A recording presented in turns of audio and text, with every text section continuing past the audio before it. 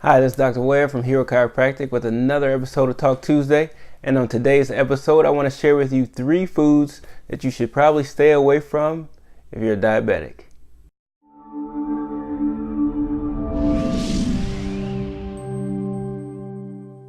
I first have to clarify something.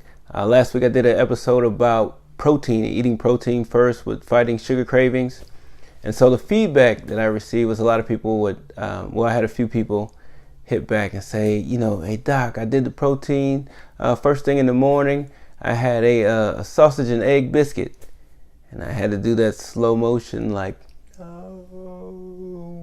Yeah, no, that's not what we want.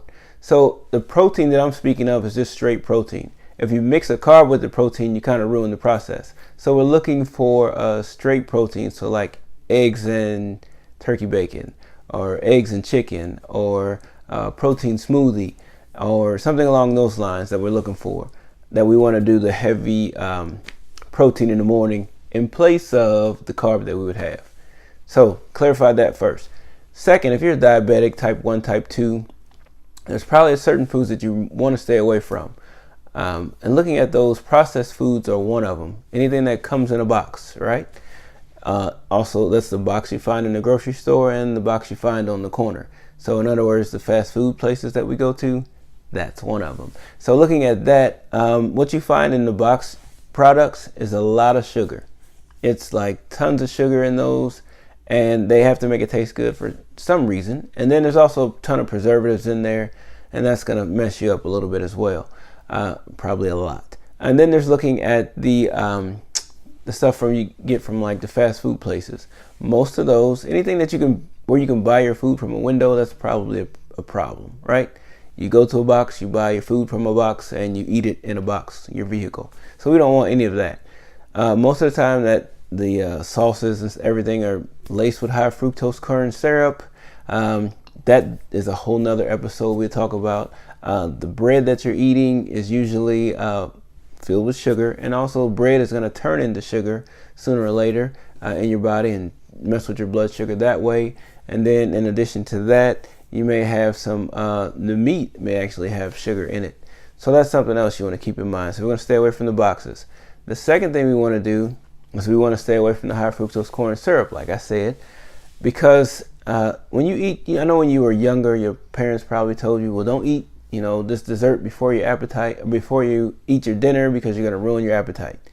Well, that was so true, because when you ate that sugar, then it cut your appetite. So you didn't want to eat anymore. And then dinner was like, I don't really want to eat. I'm not hungry.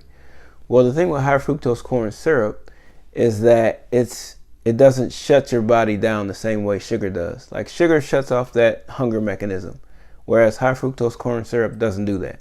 So you'll just keep eating. And that's an easy way for people to continue to overeat and overeat and overeat.